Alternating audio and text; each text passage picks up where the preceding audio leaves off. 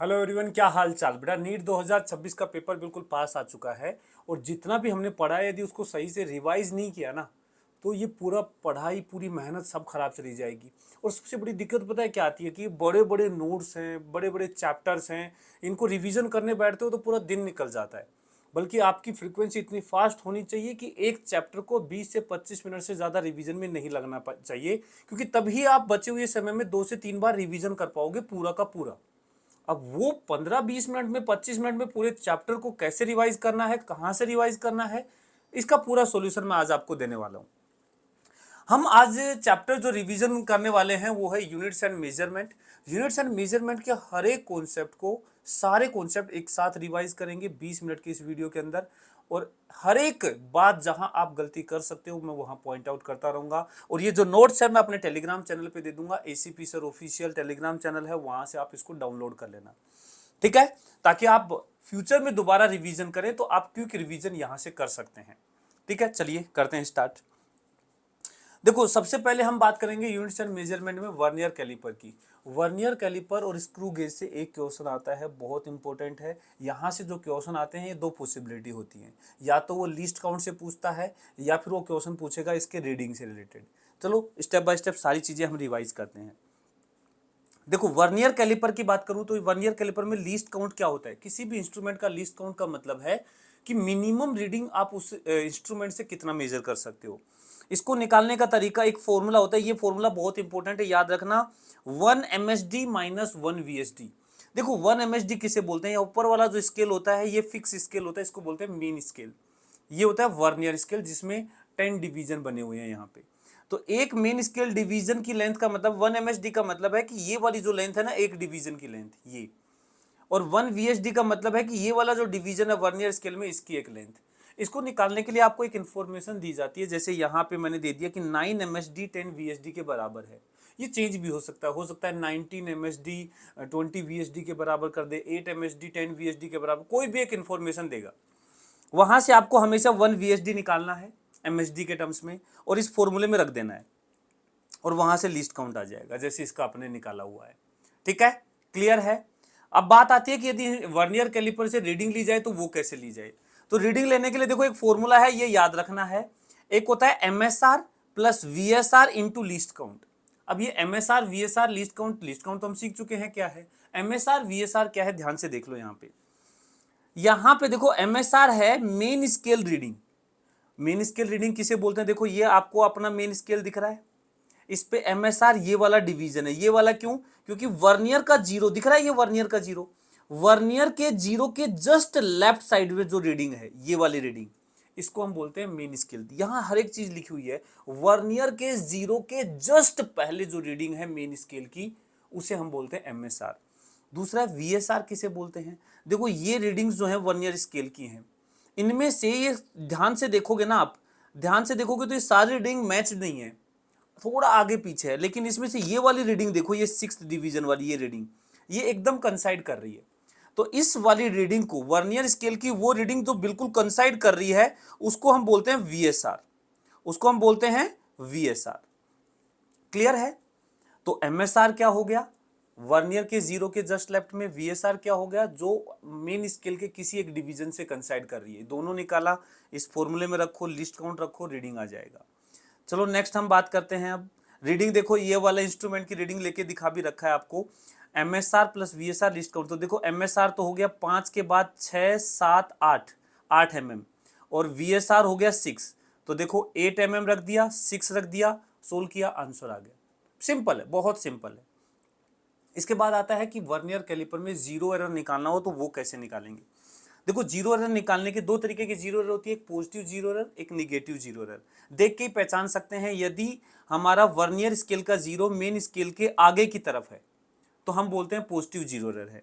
यदि वर्नियर का zero main के जीरो के पीछे चला गया तो हम बोलते हैं कि निगेटिव जीरो एरर है।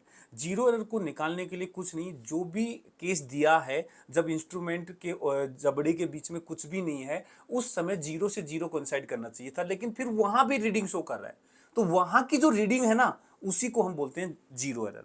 बस आपको रीडिंग लेनी है उस वर्नियर कैलिपर की उस पॉइंट पर जहां पे हमें दोनों ऑब्जेक्ट उस वर्नियर कैलिपर के बीच में कोई ऑब्जेक्ट नहीं है, वहां की रीडिंग निकाल लो, तो वो विद साइन हमारी जीरो एरर निकल जाएगी। जीरो एरर को रिमूव कैसे करते हैं? कुछ नहीं है, हमारा मेजर्ड वैल्यू जो हमने अभी मेजर करके निकाला है उसमें से जीरो एरर को माइनस करना है हमेशा। याद रखना, जीरो एरर हमेशा माइनस करना, लेकिन विद साइन। जब पॉजिटिव जीरो एरर होगी तो अपने आप माइनस हो जाएगी। यदि जीरो एरर निगेटिव है तो ये निगेटिव और ये जीरो एरर का निगेटिव दोनों मिलकर के पॉजिटिव हो जाएंगे, मतलब अपने आप ऐड हो जाएगी। आपको फॉर्मूले में हमेशा माइनस लगाना है। स्क्रू गेज में भी सेम चीजें हैं बेटा। स्क्रू गेज की मैं बात करूं तो ये देखो हमारा स्क्रू गेज का डायग्राम है। इसमें भी दो स्केल होते हैं। ये हमारा मेन स्केल है जो उतना ही पार्ट विजिबल होता है जो बाहर निकलता है, और ये हमारा सर्कुलर स्केल है। ठीक है, यहाँ पे पिच क्या होती है? देखो, सर्कुलर स्केल के पूरा एक रोटेशन करते हैं। जब हमने एक बार पूरा सर्कुलर स्केल को घुमाया तो मेन स्केल आगे की तरफ मूव करता है, तो एक पूरे चक्कर में मेन स्केल कितना चला है वो पिच कहलाता है। लीस्ट काउंट निकालने का तरीका बड़ा सिंपल है। जो पूरे एक चक्कर में जो मेन स्केल आगे चला है उसको डिवाइड कर दो number of circular scale division, मतलब यहाँ कितने डिवीजन बने हुए हैं, 50 बने हुए हैं, 100 बने हुए हैं, उससे डिवाइड कर दो। ये पिच निकालने का तरीका है और लीस्ट काउंट निकालने का तरीका है। नेक्स्ट आता है हम रीडिंग कैसे लेंगे। यहाँ भी सेम फॉर्मूला है, MSR प्लस यहाँ VSR की जगह है CSR, circular scale reading into least count. MSR देखो, जो ये डिवीजन हमें दिख रहा है इसमें जो लास्ट विजिबल डिवीजन होता है that is called MSR। Count करो कि वो कौन सा डिवीजन है। जैसे यहाँ पे 1 mm 2 mm 2 mm हमारा MSR हो गया। दूसरा है CSR। देखो, सर्कुलर स्केल पे बहुत सारी रीडिंग है, इनमें से सिर्फ एक रीडिंग है जो इस वाली रेफरेंस लाइन के साथ कंसाइड कर रही है। यहाँ पे 39 है। ठीक है, यहाँ पे ये 39 डिवीजन जो है ये कंसाइड कर रही है। तो यहाँ हमारा देखो 39 CSR आ गया, 2 mm MSR आ गया, रीडिंग निकाल दिया, आंसर आ गया। सिंपल है, बड़ा सिंपल है। ठीक है, जैसे ये वाले देखो, यहाँ पे MSR हो गया 2 और CSR हो गया 59, तो देखो रख दिया 2 और 59, आंसर आ गया। यदि इस केस में बात करूं तो यहाँ 1 2 3 4 5 6 6 mm, 6 mm को सेंटीमीटर में लिखोगे 0.6 सेंटीमीटर, और ये देखो 84th कंसाइड कर रहा है तो 84। लीस्ट काउंट देखो हमने अभी सीख लिया था स्क्रू गेज की कैसे निकालते हैं, उसको इसमें रख दो, आंसर आ जाएगा। चलो नेक्स्ट बढ़ते हैं, अब एरर पे आते हैं। नेक्स्ट पोर्शन है एरर। देखो, एरर दो तरीके की होती है, एक सिस्टमेटिक, एक रैंडम। सिस्टमेटिक एरर ऐसी एरर होती हैं जो यूनिडायरेक्शनल होती है, मतलब या तो हमेशा वो पॉजिटिव रहेंगी या हमेशा वो निगेटिव रहेंगी, बार बार चेंज नहीं करेंगी। रैंडम एरर क्या होती है? फ्लक्चुएट करती हैं, मतलब रैंडम फ्लक्चुएशन जो होते हैं जिसका रीजन भी हमें नहीं पता है, तो कभी रीडिंग पॉजिटिव एरर देगी तो कभी रीडिंग निगेटिव एरर देगी। ऐसी एरर को हम रैंडम एरर बोलते हैं। ठीक है, अब आता है डिफरेंट एरर की कैलकुलेशन की बात करते हैं, तो कुछ टर्म्स यहाँ पे यूज होते हैं। जैसे देखो, हमारा कुछ रीडिंग है, जैसे फॉर एग्जांपल हमने टाइम पीरियड मेजर किया सिंपल पेंडुलम का, तो हम कई बार टाइम पीरियड मेजर करते हैं। मान लो पहली बार आया T1, फिर T2, फिर T3, फिर T4, T5, ऐसे मल्टीपल ऑब्जर्वेशन लिए मल्टीपल रीडिंग आ गई। जैसे क्वांटिटी A के लिए बता रखा है A1 A2 A3 A4 AN तक आ गई। तो सबसे पहला होता है एब्सोल्यूट एरर। एब्सोल्यूट एरर कैसे निकालते हैं? हमारा जो मेजर्ड वैल्यू है, जैसे A1 है, ये मेजर्ड वैल्यू हो गई, या A2 हो गया, A3 हो गया, ये मेजर्ड वैल्यू है, इसमें से ट्रू वैल्यू माइनस कर देते हैं। अब दिक्कत ये होती है कई बार ट्रू वैल्यू नहीं दिया होता है। यदि ट्रू वैल्यू पता है तो हम उस मेजरमेंट को लेंगे ही क्यों? तो ऐसे केस में हम क्या करते हैं, ट्रू वैल्यू निकालने के लिए हम मीन वैल्यू निकाल लेते हैं। ये जितनी भी हमारी रीडिंग्स हैं A1 A2 A3 A4 सबको जोड़ दो, टोटल नंबर ऑफ रीडिंग से डिवाइड कर दो, यहां से हमारा आ जाएगा true value.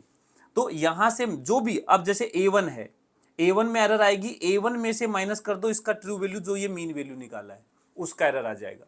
Absolute error, absolute हमेशा पॉजिटिव होता है तो हमेशा मोड लगा देते हैं। तो मेजर्ड वैल्यू और ट्रू वैल्यू का डिफरेंस का मोड, हर मेजरमेंट का अपना एरर होगा। A1 में अपनी एरर होगी, A2 में अपनी एरर होगी, सबका एरर निकाल लिया। देखो, ये A1 का, ये A2 का, ये A3 का, सबका निकाल लिया। सारी एरर का मीन ले लो, सारी error, delta A1 delta A2 delta A3 mode निकाल करके सबका मीन निकाल दो, इसको बोलते हैं मीन एब्सोल्यूट एरर। और जब भी हम फाइनल वैल्यू रिप्रेजेंट करते हैं तो एक तो फाइनल ले जाते हैं, ये तो एरर है फाइनल डेल्टा A मीन, और ये हमारी रीडिंग है फाइनल जो हम एग्जामिनर को ले जाके दिखाते हैं। नेक्स्ट आता है रिलेटिव एरर और परसेंटेज एरर। रिलेटिव एरर क्या होती है? Error divide by true value. तो हमने डेल्टा A निकाल लिया, बहुत सारी रीडिंग है तो डेल्टा A मीन, ये एरर हो गया। और जो ट्रू वैल्यू हमने मीन वैल्यू करके निकाली थी ना सबकी, वो हमारी वैल्यू हो गई। तो डेल्टा ए बाई ए कहलाता है रिलेटिव एरर, जिसे फ्रैक्शनल एरर भी बोल देते हैं। नेक्स्ट है परसेंटेज एरर। परसेंटेज एरर निकालने का तरीका है कि जो फ्रैक्शनल एरर निकालिए उसको 100 से मल्टीप्लाई कर दो। रिलेटिव एरर हमेशा 1 में से कितनी एरर बताया जाता है, और परसेंटेज एरर 100 में से कितनी एरर है वो बताया जाता है। तो रिलेटिव एरर को 100 से मल्टीप्लाई कर दो, परसेंटेज एरर आ जाएगी। एरर की कैलकुलेशन देखो कैसे करते हैं। एडिशन और सब्ट्रैक्शन की बात करूं, यदि हम दो क्वांटिटीज को ऐड कर रहे हैं या सब्ट्रैक्ट कर रहे हैं तो याद रखना उनकी एब्सोल्यूट एरर ऐड हो जाती है। डेल्टा एक्स और डेल्टा वाई सीधे सीधे ऐड हो जाएंगे, ठीक है। मतलब पहले की एरर दूसरे की एरर दोनों को जोड़ दो, चाहे आप क्वांटिटीज को ऐड कर रहे हो या सब्ट्रैक्ट कर रहे हो, एरर हमेशा ऐड होती है। देखो यहां z हम निकाल रहे हैं एक्स और वाई के डिफरेंस से, लेकिन एरर फिर भी क्या है, प्लस की गई है। वहीं पे यदि हम मल्टीप्लाई और डिवाइड की बात करें तो वहां सीधा एरर को प्लस नहीं करते हैं, वहां रिलेटिव एरर जोड़ते हैं या परसेंटेज एरर जोड़ते हैं। जैसे फॉर एग्जांपल z लिखा हुआ है x इंटू वाई, तो वहां delta z delta x plus delta Y नहीं होगा, ना ही delta x into delta Y होगा। वहां z में एरर निकालने के लिए हम फ्रैक्शनल एरर यूज करेंगे, डेल्टा z बाई जेड होगा delta x by x plus delta y by Y. यदि ये डिवाइड भी कर रहे हैं तो भी यहां प्लस ही आएगा, delta x by x plus delta y by y, ठीक है। एक चीज और ध्यान रखनी है, यहां बच्चा गड़बड़ करता है, अभी तक ऐसा क्वेश्चन नीट ने पूछा नहीं, पूछ सकता है कभी भी। जैसे मान लो हमें सीधा x प्लस वाई नहीं करवा रहा, 2x प्लस 3y करवा रहा है, तो ऐसी सिचुएशन में ये जब डेल्टा जेड निकालेंगे तो यहां वाला 2 एज इट इज रहेगा, 2 into delta x plus 3 into delta y, यहां हमेशा प्लस करेंगे, माइनस नहीं करेंगे, ठीक है। एरर में हमेशा एडिशन ही होता है, सब्ट्रैक्शन नहीं होता। लेकिन यदि ये मल्टीप्लाई में एक्स वाई की जगह 2xy दे दे, 3xy दे दे, 5xy दे दे, तो यहां इस वाले रिलेशन पे कोई फर्क नहीं आएगा, आगे का कांस्टेंट से कोई इफेक्ट नहीं आता है, मल्टीप्लाई हो या डिवाइड हो, ध्यान रखना है। यदि पावर कर रखा है मतलब एक्स स्क्वायर कर रखा है, एक्स क्यूब, जैसे वॉल्यूम है 4/3 पाई आर क्यूब, तो जब पावर होती है तो पावर के केस में क्या करते हैं, जैसे z जो है हमारा कुछ कांस्टेंट इंटू एक्स की पावर n है, तो कांस्टेंट से तो फर्क पड़ता नहीं है। x की पावर n में देखो एरर कैसे निकालेंगे, z में फ्रैक्शनल एरर होगा, n आगे मल्टीप्लाई में आ जाएगा, इंटू एक्स में फ्रैक्शनल एरर, मतलब पावर आगे मल्टीप्लाई में आ गई इंटू फ्रैक्शनल एरर। यदि दोनों तरफ 100 से मल्टीप्लाई कर दोगे तो ये बन जाएगा percentage error in z is equal to power आगे मल्टीप्लाई आ जाएगी into percentage error in x. जैसे वॉल्यूम आर क्यूब के प्रोपोर्शनल है, तो वॉल्यूम में परसेंटेज एरर रेडियस के परसेंटेज एरर का 3 टाइम्स होगी, पावर जो है यहाँ नीचे आ जाएगा। जैसे यहाँ पे दिखा रखा है n times of percentage error in x, और m जो है m times of percentage error in y। यदि कभी पावर निगेटिव है तो आगे पॉजिटिव में ही लिखेंगे, याद रखना, यदि m निगेटिव है तो भी हम उसको प्लस ही करेंगे, कभी भी एरर माइनस नहीं करते, माइनस साइन आए तो उसको प्लस खुद से कर देंगे, ठीक है। सिग्निफिकेंट फिगर देखो कैसे कैलकुलेट करते हैं, बिल्कुल सर्टेन रूल बताता हूं, बहुत ही सिंपल है। जितने भी नॉन जीरो डिजिट हैं वो सारे सिग्निफिकेंट फिगर में काउंट होते हैं, खेल होता है सिर्फ जीरो का। अब जीरो कई तरीके से आ सकता है, यदि दो नॉन जीरो के बीच में जीरो आ रहा है तो उसको हमेशा काउंट करते हैं, ठीक है। अब बात आता है ट्रेलिंग जीरो, लास्ट के जीरो। लास्ट के जीरो दो तरीके से आ सकते हैं, एक नंबर जिसमें डेसिमल है ही नहीं, देखो इसमें डेसिमल नहीं है, तो जो लास्ट के दो जीरो हैं ये काउंट कभी नहीं होते। लास्ट के जीरो तब काउंट होते हैं जब नंबर में डेसिमल है, जैसे यहां डेसिमल आ गया तो लास्ट के दो जीरो हम यहां पे काउंट करेंगे, ठीक है। अब बात आती है स्टार्टिंग के जीरो। स्टार्टिंग में जीरो नॉर्मल, जैसे इस नंबर की स्टार्टिंग में जीरो नहीं होगा, कोई मतलब वाली बात नहीं है। स्टार्टिंग में जीरो होता है 0.23, कुछ ऐसा, जो शुरुआत ही डेसिमल से हो रही है। जैसे ये नंबर है, यहाँ शुरुआत ही डेसिमल से हो रही है, तो ये जो स्टार्टिंग के जीरो हैं ये काउंट नहीं होते हैं, ठीक है। पहली नॉन जीरो के आगे के जीरोस काउंट होते हैं, यहाँ पे ये काउंट नहीं होंगे, बीच में है काउंट होंगे, लास्ट में है काउंट होंगे क्योंकि डेसिमल है, ठीक है। सिंपल है, बीच वाले काउंट होते हैं, लास्ट वाले सिर्फ तब काउंट होते हैं जब डेसिमल हो। स्टार्टिंग वाले मतलब नंबर एक से छोटा है तो स्टार्टिंग के जीरोस काउंट नहीं होते हैं। अब देखो ये जो सिग्निफिकेंट फिगर है इसको कैलकुलेशन में कैसे यूज करते हैं, यहाँ पे भी दो तरीके से कैलकुलेशन की जाती है, या तो आप दो क्वांटिटीज को ऐड या सब्ट्रैक्ट करोगे, या मल्टीप्लाई या डिवाइड करोगे। मल्टीप्लाई या डिवाइड, जब दो क्वांटिटीज को मल्टीप्लाई कर रहे हो, डिवाइड कर रहे हो, पावर कर रहे हो, तो ऐसे सिचुएशन में हमेशा याद रखना, जिन भी क्वांटिटी को, मान लो आप तीन क्वांटिटीज को मल्टीप्लाई करके, जैसे वॉल्यूम निकालना है लेंथ विड्थ हाइट से, तो लेंथ में अपने सिग्निफिकेंट फिगर होंगे, विड्थ के अपने सिग्निफिकेंट फिगर होंगे, हाइट के अपने सिग्निफिकेंट फिगर होंगे। तो तीनों में से जिसके सबसे कम सिग्निफिकेंट फिगर है, आंसर में उतने सिग्निफिकेंट फिगर होंगे। जैसे यहां पे देखो वॉल्यूम और मास को डिवाइड करके डेंसिटी निकाल रहा है, तो यहां इसमें 4 सिग्निफिकेंट फिगर हैं, इसमें 2 सिग्निफिकेंट फिगर हैं।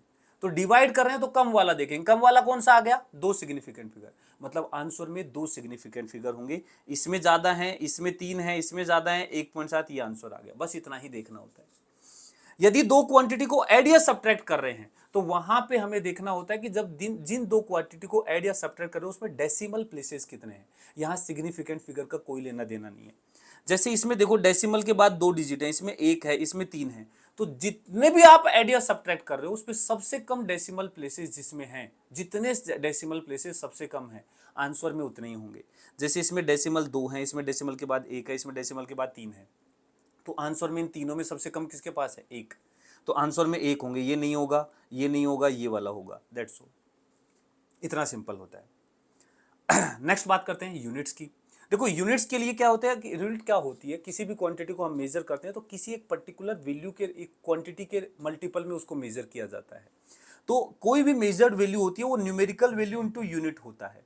जितना बड़ा यूनिट होगा न्यूमेरिकल वैल्यू उतना छोटा हो जाएगा। कई बार ऐसे क्वेश्चन आते हैं कि यूनिट जो है हमने डबल कर दिया। यदि आपने यूनिट को डबल कर दिया तो याद रखना न्यूमेरिकल वैल्यू क्या हो जाएगी, आधी हो जाएगी। यदि आपने यूनिट को आधा कर दिया तो न्यूमेरिकल वैल्यू डबल हो जाएगी। उल्टा चलता है यहाँ पे। 3 फेमस सिस्टम ऑफ यूनिट्स हैं, जिसमें से है सीजीएस, जिसमें लेंथ को लेते हैं सेंटीमीटर में, मास को लेते हैं ग्राम में और सेकंड को लेते हैं, मतलब टाइम को लेते हैं सेकंड में। एफपीएस में लेंथ को लेते हैं फुट में, मास को लेते हैं पाउंड में और टाइम को लेते हैं सेकंड में। एमकेएस सिस्टम ऑफ यूनिट में लेंथ को मीटर में, मास को किलोग्राम में और टाइम को सेकंड के अंदर। एमकेएस सिस्टम ऑफ यूनिट का ही एक्सटेंडेड वर्जन होता है एसआई सिस्टम ऑफ यूनिट्स। ठीक है, एसआई सिस्टम ऑफ यूनिट्स में एक्चुअल में टोटल 7 फंडामेंटल क्वांटिटी ली जाती है। यहाँ पे सिर्फ 3 है, मास, लेंथ और टाइम। लेकिन एमकेएस के बजाय यदि हम एसआई सिस्टम में जाएंगे तो वहाँ इसी का एक्सटेंडेड वर्जन है, वहाँ 7 फंडामेंटल मिलते हैं। ये 7 फंडामेंटल आपको याद होना चाहिए, इनकी यूनिट याद होनी चाहिए, इनके सिंबल याद होने चाहिए। ठीक है, 2 सप्लीमेंट्री यूनिट होती हैं, एक होता है प्लेन एंगल, एक होता है सॉलिड एंगल। बस इनके यूनिट्स याद रख लेना। प्लेन एंगल को हम रेडियन में मेजर करते हैं, सॉलिड एंगल को हम स्टेरेडियन में मेजर करते हैं। ये ऐसी क्वांटिटी होती है जिनकी डायमेंशन नहीं होती हैं कोई भी, मतलब लेंथ, मास, इसमें कुछ नहीं है, इसको सप्लीमेंट्री यूनिट्स बोला जाता है। Dimensions 7 fundamental quantity SI system of units में है। इन सातों फंडामेंटल क्वांटिटीज को फिजिक्स के 7 डायमेंशन बोला जाता है और इनके डायमेंशन का रिप्रेजेंटेशन याद रखना। मास को कैपिटल एम से, लेंथ को एल से, टाइम को टी से, करंट को ए से, टेम्परेचर को के से और इल्यूमिनेस इंटेंसिटी को सी डी से और अमाउंट ऑफ सब्सटेंस को मोल से। ये याद रखना फंडामेंटल है। अब बाकी जितने भी क्वांटिटी हैं सबकी यूनिट्स डायमेंशन जो है इन्हीं के टर्म्स में निकाली जाती है। 5 ऐसी डायमेंशंस बता रहा हूं जिनको रटना है। 5 ये डायरेक्ट रटे होने चाहिए और बहुत सिंपल है, कुछ नहीं है। पहला speed, speed velocity, average velocity, कुछ भी हो तो ठीक है ना, उसका है LT-1। एक्सेलरेशन निकालोगे तो और टाइम से डिवाइड कर दो, LT-2। फोर्स के लिए मास से मल्टीप्लाई कर दो एक्सेलरेशन को, MLT-2। डायरेक्ट याद होने चाहिए। एनर्जी के लिए फोर्स इंटू डिस्प्लेसमेंट, तो एक लेंथ से और मल्टीप्लाई कर दो, ML2T-2। और इसके अलावा चार्ज का A इंटू टी, ये डायरेक्ट याद रखने हैं। ये 5 ऐसे डायमेंशन हैं जिसका यूज करके हम कोई भी डायमेंशनल फॉर्मूला निकाल सकते हैं। अब हमें इन 5 का यूज करके डायमेंशनल फॉर्मूला निकालने के लिए कोई एक फॉर्मूला पता होना चाहिए। अब देखो फॉर्मूला कौन कौन से हैं, जो मोस्ट इंपोर्टेंट फॉर्मूले मैंने सारे लिख दिए यहाँ पे। ये नोट्स मैं आपको दे दूंगा, टेलीग्राम पे ले लेना, एसीपी सर ऑफिशियल से। ये सारे फॉर्मूले पे एक बार ध्यान से प्रैक्टिस कर लेना। फोर्स के जितने भी 11th 12th में फॉर्मूले पढ़ते हैं वो लिखे हैं, जैसे स्प्रिंग वाला, ग्रेविटेशन वाला, कूलम्ब्स लॉ वाला, इलेक्ट्रिक फील्ड में, मैग्नेटिक फील्ड में फोर्स, विस्कोसिटी वाला फोर्स, 2 पैरेलल वायर के बीच में फोर्स, फ्रिक्शन फोर्स। यहाँ से हम सारी डायमेंशंस निकाल लेते हैं। एनर्जी स्टोर्ड के कौन कौन से फॉर्मूले यूज लेते हैं, वो ये सारे हैं।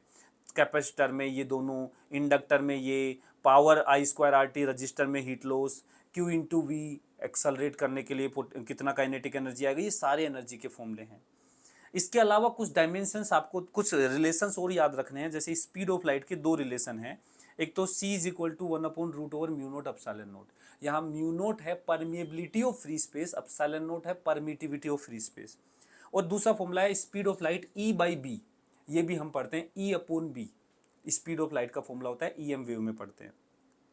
टाइम कांस्टेंट के 3 फॉर्मूले याद रखने होते हैं। एक R इंटू सी, ये RC सर्किट का है। LR सर्किट का होता है L/R और LC सर्किट का होता है √LC। एक्चुअल में टाइम पीरियड 2π√LC होता है, बट यहाँ √LC का डायमेंशन टाइम के बराबर होता है, ध्यान रख सकते हो। मान लो क्वेश्चन आ गया, बताओ L बाई आर का डायमेंशन क्या होगा, तो डायरेक्ट आप टाइम के बराबर कर सकते हो। अदरवाइज आपको पहले L का निकालना होगा, R का निकालना होगा, डिवाइड करोगे, कैलकुलेशन मिस्टेक हो सकती है, डायरेक्ट पता होगा तो तुरंत से निकाल दोगे। एनर्जी डेंसिटी, बेटा ये फॉर्मूले याद रखना, जेई में एक बार पूछा हुआ है कि half epsilon not T square का डायमेंशनल फॉर्मूला क्या होगा, तो कुछ नहीं, एनर्जी डेंसिटी है, मतलब एनर्जी अपॉन वॉल्यूम है, डायरेक्ट हो जाता है। ठीक है, कुछ इंपॉर्टेंट डायमेंशंस हैं जिसके, जैसे डायमेंशनलेस क्वांटिटी है, सारी डायमेंशनलेस क्वांटिटी हैं, एक बार जरूर गो थ्रू कर लेना इनको। ये है प्रेशर का डायमेंशन, सारे देखो ये सारे डायमेंशन जो है फोर्स के dimension, sorry thrust, force, weight, ये सारे फोर्स के हैं, ये सारे प्रेशर का डायमेंशन रखते हैं। और एंगुलर मोमेंटम और प्लैंक्स कांस्टेंट सेम डायमेंशन रखते हैं, टॉर्क और एनर्जी सेम डायमेंशन रखते हैं, ये सारी चीजें हमें पता होनी चाहिए। अब देखो डायमेंशनल एनालिसिस में क्या होता है, डायमेंशनल एनालिसिस में जैसे मान लो हमारे पास कोई एक इक्वेशन लिखी हुई है, a plus B minus C is equal to D, तो जितनी भी क्वांटिटीज को ऐड या सब्ट्रैक्ट करते हैं वो हमेशा सेम डायमेंशन के होने चाहिए। दो क्वांटिटीज को इक्वल किया है तो वो हमेशा सेम डायमेंशन के होने चाहिए। तो ये लिखा है, इसका मतलब ए बी सी तीनों का डायमेंशनल फॉर्मूला सेम होना ही चाहिए, तभी ये इक्वेशन वैलिड होगी। इसके अलावा कुछ चीजें ध्यान रखना, जैसे साइन जो है, साइन के अंदर कुछ भी लिखेंगे वो पूरा ओवरऑल जो क्वांटिटी साइन के अंदर लिखी हुई है वो डायमेंशन लेस होगी। जैसे साइन के अंदर ओमेगा टी लिख दिया, तो ओमेगा और टी अपनी डायमेंशन रख सकते हैं, लेकिन omega T overall dimension less होगा। और साइन जो अपनी वैल्यू देगा ये भी डायमेंशन लेस देता है, इसका भी कोई डायमेंशन नहीं होगा। मतलब साइन की वैल्यू 1/2 देख सकते हो, 1/2 kg नहीं होगा, 1/2 सेकेंड नहीं होगा, 1/2 हो सकता है। ऐसी सेम लोग के साथ है। और सेम यहां देखो, ये पूरा देखो कोस लिखा हुआ, तो कोस के अंदर जो लिखा हुआ ना ओमेगा टी माइनस के एक्स, ये ओवरऑल डायमेंशन लेस होगा। मतलब यहां ओमेगा टी भी डायमेंशन लेस है और के एक्स भी डायमेंशन लेस है, बल्कि ओमेगा टी के एक्स सबका इंडिविजुअल डायमेंशन होता है, लेकिन ओमेगा टी का कोई डायमेंशन नहीं होता, क्योंकि टी का उल्टा होता है ओमेगा के पास। ऐसे ही पावर में, बेटा पावर जो है कभी भी डायमेंशन नहीं रखती है, किसी भी चीज की पावर, 2 की पावर 3 किलो नहीं हो सकता, 2 की पावर 3 हो सकता है, 2 किलो की पावर 3 हो सकता है, पावर कभी डायमेंशन नहीं रखती है। एक ये क्वेश्चन देखो बहुत फ्रीक्वेंटली पूछा जाता है, डिफरेंट क्वांटिटीज के बीच में रिलेशन स्टेब्लिश करना, ये वाले की प्रैक्टिस जरूर कर लेना। जैसे इसने बोला कि एनर्जी को फोर्स, एक्सेलरेशन और टाइम के टर्म्स में लिखो। इसको करने के दो तरीके हैं। एक तरीका है, आप कहो एनर्जी का प्रोपोर्शनलिटी बोल दो कि फोर्स की पावर अल्फा, एक्सेलरेशन की पावर बीटा, टाइम की पावर गामा, और प्रॉपर सोल्व करो। यहाँ इक्वेशंस बनाओ, अल्फा बीटा गामा, और 3 वेरिएबल है, 3 इक्वेशन बनाओ, सोल्व करो। इसका दूसरा तरीका होता है कि इस तरीके से आप सोचो। मैंने ये पूरे यूनिट्स एंड मेजरमेंट में हर बार ये बताया है, जैसे फोर्स का डायमेंशन लिखा, एक्सेलरेशन का लिखा, टाइम का लिखा, मुझे एनर्जी का चाहिए। एनर्जी क्या होती है, mL2T-2। तो आपको क्या ढूंढना है, पहले तो मास लाना है। अब देखो मास इसके पास नहीं है, मास इसके पास नहीं है, मास इसके पास है, मुझे मास एक चाहिए, ये एक ही दे रहा है, तो इसका मतलब मेरे पास फोर्स इकलौता एक होगा, फोर्स F की पावर 1 हो गया। लेकिन जब फोर्स आएगा तो वो LT-2 लेके आएगा, लेकिन मुझे चाहिए L2T-2। T-2 का तो जुगाड़ हो गया, अब L कहां से लाऊं। मैंने कहा भाई L दे दे, ये बोला नहीं है मेरे पास। अब मैं इसके पास गया, भाई L दे दे, बोले दे देंगे, एक दे देंगे, कोई दिक्कत नहीं है। हमने कहा हमें एक ही चाहिए, तो मैंने एक्सेलरेशन एक ले लिया, लेकिन इसने कहा कि भाई मैं एक लेंथ भी दूंगा तो टाइम भी दूंगा साथ में, तो मेरे पास T-2 का जुगाड़ तो पहले ही हो गया था फोर्स से ही, तो T-2 एक्स्ट्रा आ गया। अब इसको कैसे खत्म करूं, तो T+2 यहां से मल्टीप्लाई कर दिया। इस तरीके से सोच के भी निकाल सकते हो। ये चीज आपको डिटेल में पढ़ना है तो मेरे लेक्चर्स में कहीं पढ़ोगे, यूनिट्स एंड डायमेंशन, तो उसमें ऐसे ही सिखाया गया है मेरे। और फाइनली कुछ डायमेंशनल एनालिसिस के लिमिटेशन हैं कि कहाँ कहाँ डायमेंशनल एनालिसिस नहीं लगा सकते। जैसे फॉर एग्जांपल आपको दो ऐसी क्वांटिटी हैं जो सेम डायमेंशन रखती हैं, उनके डायमेंशंस में आप डिफ्रेंशिएट नहीं कर सकते कि भाई फोर्स है या टॉर्क है, सॉरी एनर्जी है या टॉर्क है, हम डिफ्रेंशिएट नहीं कर पाएंगे। कई जहाँ ट्रिग्नोमेट्रिक फंक्शन आ जाते हैं, लोगरिथमिक फंक्शन आ जाते हैं, वहाँ डायमेंशनल एनालिसिस हमारा काम नहीं कर पाता। जैसे for example displacement y is equal to a sine omega T होता है SHM में, लेकिन हम ये निकाल सकते हैं y कुछ a के प्रोपोर्शनल है, लेकिन साइन की टर्म हम यहाँ पे नहीं निकाल सकते। जब हम कोई फॉर्मूला डिड्यूस करते हैं तो उसमें प्रोपोर्शनलिटी कांस्टेंट क्या होगा वो नहीं निकाल सकते। तो ये सारी कुछ लिमिटेशंस हैं, एक बार जरूर इसको रोक करके और पढ़ लो। ये सारी लिमिटेशन ये वही हैं जो हमने अभी बात की है, और इसी के साथ हमारा ये यूनिट्स एंड मेजरमेंट खत्म होता है। तो इस तरीके से आप रिवाइज करोगे, इसका यूज करके आप रिवाइज करोगे तो आप किसी भी चैप्टर को 20 मिनट के अंदर रिवाइज कर दोगे। अगली बार दोबारा करोगे तो 15 में करोगे, फिर करोगे 10 मिनट में कर दोगे। और ये क्विक रिवीजन बहुत इंपॉर्टेंट है। कैसा लगा वीडियो आप जरूर कमेंट में बताइएगा। और जल्दी से चैनल को सब्सक्राइब कर लो, क्योंकि मैं सारे चैप्टर्स है इसी तरीके से आपको रिवाइज करवा दूंगा। नेक्स्ट चैप्टर कौन सा चाहिए कमेंट्स में ज़रूर लेके जाना। Bye bye.